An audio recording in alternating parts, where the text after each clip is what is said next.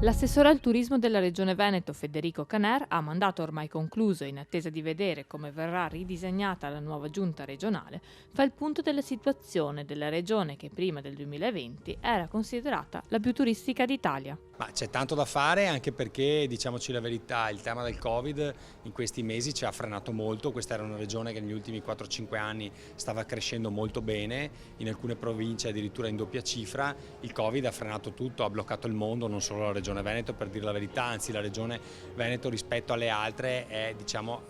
ha diminuito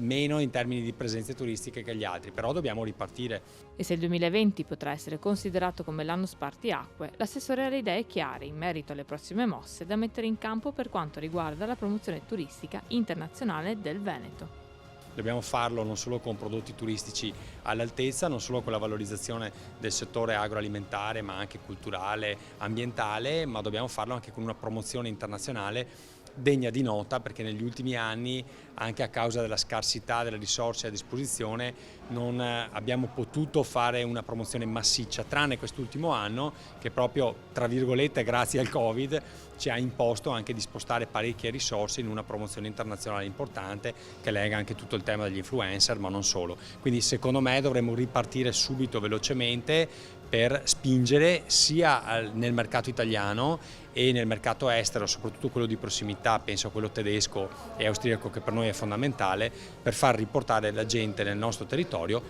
in sicurezza.